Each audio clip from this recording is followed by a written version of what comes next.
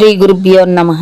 మద్గురుదేవులు చిన్న రామచంద్రయార్ల వారి పాద పద్మములకు నమస్కరించుకుంటూ శ్రీ సత్యానంద సత్యమయార్ల వారికి నమస్కరించుకొని శ్రీమద్ భాగవత కృష్ణదేశకేంద్రుల వారు రచింపబడిన శక్తిద్వయ నిరాసకంబైన శుద్ధ నిర్గుణతత్వ కందార్థ దరువుల నుండి 18వ అధ్యాయము సుజన లక్షణము నుండి 3వ కందార్థము క్రమ సంఖ్య 273. ఎవరుంటే ఏమి భయమురా, సవరింతురు తప్పులుంటే సాధులు విన్నన్. సవరించ నివ్వుమిది విని అవనీతులు నింద చేస్తే అయ్యేదేమోయి, అందులో మనది పొయ్యేదేమోయి. భవనాశాస్థితి లేని పద్ధతి బోధ చౌరంగా వినిపించు సాటేల మాటేలా అయ్యేదేమోయి, అందులో మనది పొయ్యేదేమోయి.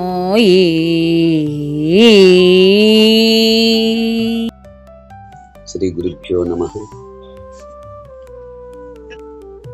ఆత్మానాత్మరహితం అచల పూర్ణోపదేశికం శ్రీ నిశ్చలానంద నారాయణ గురోర్శిష్యం శ్రీశైల వంశాంబుధిరేవ జాతం శ్రీ పరమానంద శంకరేంద్రం గురుం భజామి. మద్గురుదేవులు శ్రీ శ్రీ పరమానంద శంకర నారాయణ స్వామి వారి పాదపద్మములకు నమస్కరించుకుంటూ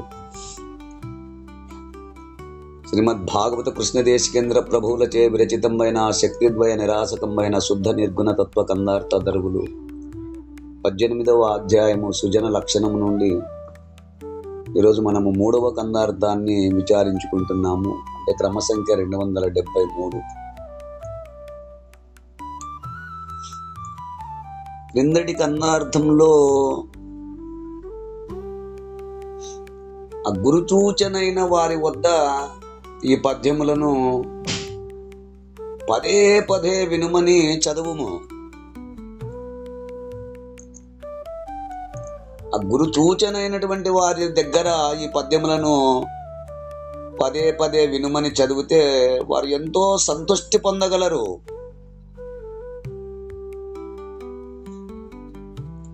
కానీ ఆ గురు సూచన ఎరుగని వారి వద్ద చదివినచో వారు ఇందులో ఉన్నటువంటి రసమును గ్రహించలేక వారు అవహేళన చేయుచుందురు.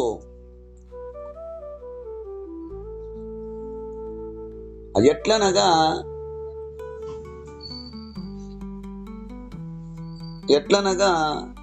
ఆ పురుషుని పొందు బాగుగా ఎరిగిన స్త్రీ అంటే ప్రౌఢ వద్ద ఒక్కొక్క శాస్త్రము చదివినచో ఆమె ఆనందం పొందగలదు.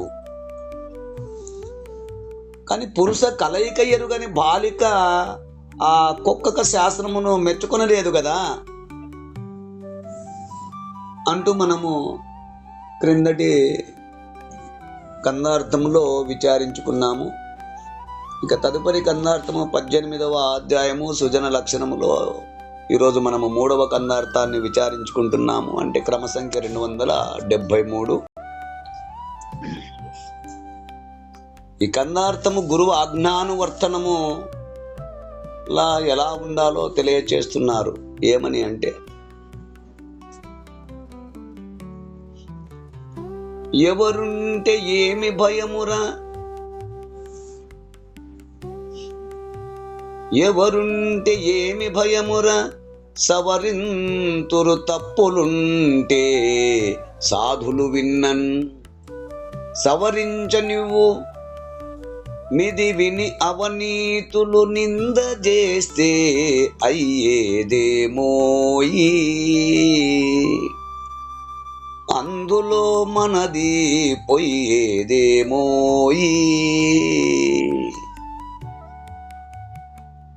భవనాశ స్థితి లేని పద్ధతి ఈ బోధ చౌరంగ వినిపించు చాటేల మాటేల అయ్యేదేమోయి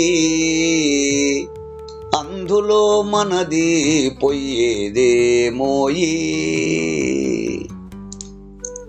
శిష్య, ఎవరుంటే ఏమి భయమురా? ఆ సభయందు ఎట్టివారున్నను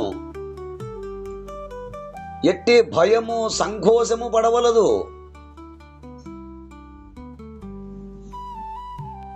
సాధువులు విన్నా అంటే సత్పురుషులై ఉన్నవారు విన్నచో సవరింతురు తప్పులుంటే.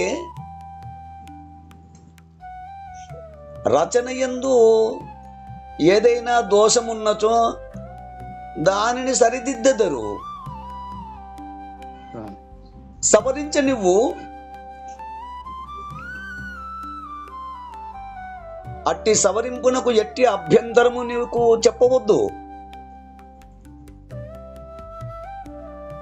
అట్టి సవరింపునకు ఎట్టి అభ్యంతరము నీవు చెప్పవద్దు. ఇది విని అంటే ఈ కందార్థ రచన పరిశీలించి అవనీతులు పరిపూర్ణ భావమందు విషయ ప్రవేశము లేనివారు. అవనీతులనగా ఎవరు? పరిపూర్ణ భావమందు విషయ ప్రవేశము లేనివారు. నింద చేస్తే తప్పు లెంచితే అయ్యేదేమోయి. ఏ మాత్రము అభ్యంతరము చెప్పకు. అందులో మనది పొయ్యేదేమోయి. దానివల్ల మనకు ఎట్టి కష్ట నష్టములు ఉండవు.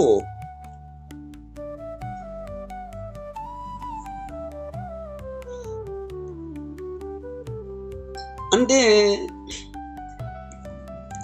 అజనన మరణ రహిత విధానమును ప్రతిపాదించు లక్షణము కలిగిన అంటే నిర్దిష్టమైన ఈ కందార్థ గ్రంథము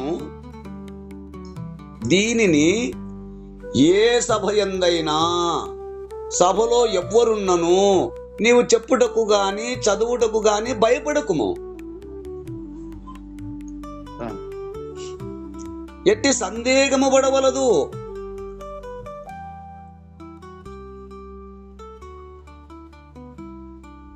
అసత్పురుషులైన వారు విన్నచో ఇందలి లోతులు గ్రహించి గ్రహింపబడుటలో గల లోపములు సరిచేచెదరు.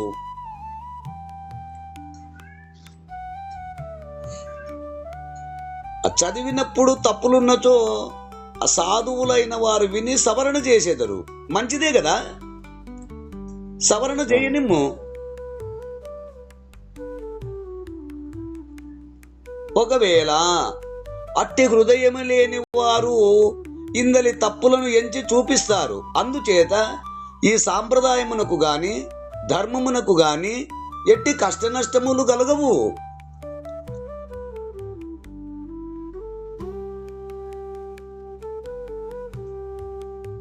మూర్ఖులు విని దీనిని నిందించినచో దాని వలన మనకు కలిగే నష్టమేమి కష్టమేమి ఉన్నది?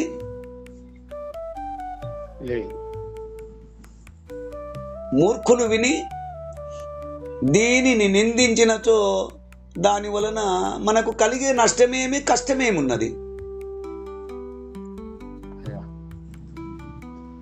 భవనాశ స్థితి లేని పద్ధతి. భవము అనగా పుట్టుక. ఆ పుట్టుకలు లేని పద్ధతి అంటే జననం మరణము లేని లక్షణమును ప్రతిపాదించినది ఈ బోధ. అంటే ఈ పరిపూర్ణ బోధ చౌరంగా వినిపించు. చౌరంగా వినిపించు అనగా నిర్భయంగా వివరించు. చాటేల మాటేల ఎట్టి సందేహములకు అనుమానములకు తావు లేకుండా దాపరికము లేకుండా నిర్భయంగా అంటే 10 మందికి అందించుటలో ఎట్టి దాపరికము లేకుండా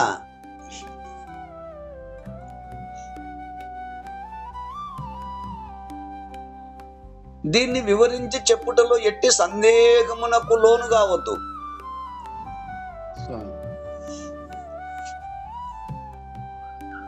ఈ బోధ ప్రభవ ప్రతిష్ట పారాయణత్వము ఎంత మాత్రము లేకుండా చేసే గొప్ప బోధ